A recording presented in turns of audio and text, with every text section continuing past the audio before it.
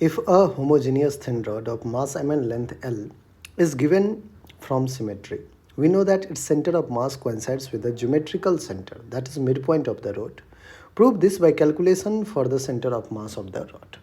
देखिए बच्चों, सपोज कीजिए अपने पास एक ये रॉड गिवन है, इस रॉड का एक एंड जो है अपना, ठीक है, एक एंड ये है और एक एंड ये है, ठीक। मास m है और लेंथ क्या है, L लेंथ है, होमोजीनियस है, थिन रॉड है।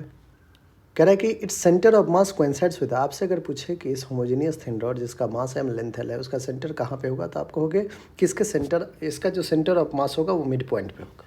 अब हमें इसी चीज़ को कह रहा है कि प्रूव करके बताओ कि क्या मिड पॉइंट पे होगा, ठीक है। तो ये प्रूव करने के लिए जब भी होमोजीनियस सिस्टम आता है बच्चों, पॉइंट मास सिस्टम होता है, तो XCOM YCOM ZCOM अपन या फिर RCOM अपन क्या लिखते हैं, M1 R1 plus M2 R2 upon M1 plus M2 and so on. लेकिन जब हमारे पास डिस्ट्रीब्यूटेड मास सिस्टम आता है, ठीक है, मैकेनिकल सिस्टम आ जाता है, तो अपन XCOM कैसे लिखते हैं, तो याद होगा XCOM is integration of x into D M upon integration of D M. ऐसे ही YCOM अगर कैलकुलेट करना हो तो integration of y into D M upon integration of D M. ZCOM के लिए integration of z into D M upon integration of D M. RCOM के लिए integration of r into D M upon integration of D M. ये चीज़ें अपन करते हैं बच्चों। Symmetry है, सब कुछ किस पे लाई कर रहा है, x एक्सिस पे ही लाई कर रहा है, तो ऑफकोर्स YCOM तो यहाँ पे 0 होगा। XCOM के लिए बच्चों अपन क्या करते हैं, एक ये एंड है, इस एंड को अपन रेफरेंस पॉइंट ले लेते हैं, ओरिजिन ले लेते हैं। यहाँ से x डिस्टेंस पे जाके, यहाँ से x डिस्टेंस पे जाके dx लेंथ का एक छोटा सा इनफाइनाइटेसिमल स्मॉल एलिमेंट ले लेते हैं। x डिस्टेंस पे जाके dx लेंथ का एक छोटा सा स्मॉल इनफाइनाइटेसिमल एलिमेंट ले लिया। क्या इस dx लेंथ में एक छोटा सा मास भी होगा जिसको dm कहेंगे अपन। अब dm कैसे कैलकुलेट किया जाए, तो आप कहोगे बच्चों ध्यान समझिएगा कैसे कैलकुलेट करते हैं dm, वो मैं सिखाता हूँ।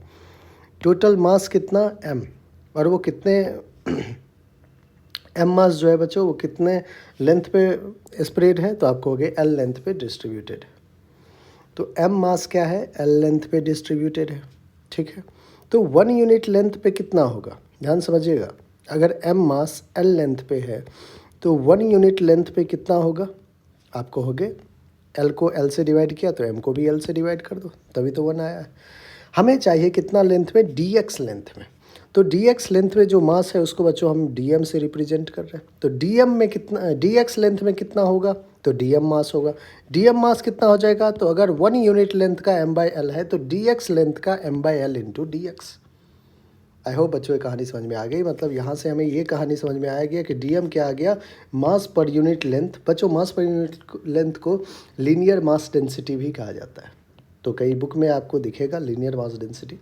तो dm is m/l into dx, और लीनियर मास डेंसिटी को ही लैम्डा से भी अपन रिप्रेजेंट करते हैं, ठीक है। इस मास पर यूनिट लेंथ जिसको लीनियर मास डेंसिटी है उसको लैम्डा से भी रिप्रेजेंट कर देते हैं। तो dm आ गया m/l इंटू dx। क्या बच्चों ये dm जो है वो छोटा सा क्या है, छोटा सा मास है dm, ठीक है। कितने डिस्टेंस पे है, x डिस्टेंस पे। तो क्या अब हम XCOM लिख सकते हैं, बिल्कुल लिख सकते हैं। आप कहोगे XCOM is integration of x क्या है, पोजीशन वेक्टर किसका, dm का, जो ओरिजिन से dm कहाँ पे लोकेटेड है, x पे, into dm is mass per unit length into dx, और divided by dm, integration of dm is m/l into dx, ठीक है बच्चों। अब देखिए XCOM is equals to m/l बाहर कर दीजिए, integration of x dx divided by m/l बाहर कीजिए, इंटीग्रेशन ऑफ dx।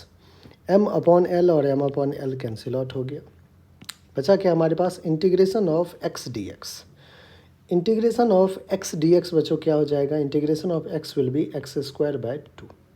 x का पावर कितना है, 1, 1 में 1 ऐड कीजिए, 2 divided by 2 divided by integration of dx will be x। अब बच्चों हमें लिमिट लिखना है, x कहाँ से कहाँ तक वेरी कर सकता है। तो आप देखिए x जब इस एंड पे रहेगा, इस एंड पे, तो x की वैल्यू 0 होगी, और x जब इस एंड पे आ जाएगा तो x की वैल्यू l होगा। तो आप कह सकते हैं कि ये जो x है हमारा वो 0 से l तक वेरी करेगा, 0 से l, 0 to l, ठीक है।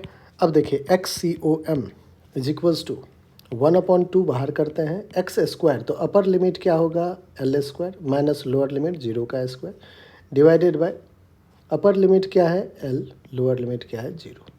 सॉल्व कीजिए बच्चों, 1/2 L square divided by L, एक L ने एक L को कैंसिल किया, जो ऑप्शन आ रहा है, जो आंसर आ रहा है वो आ रहा है L/2। यही तो मिड पॉइंट है।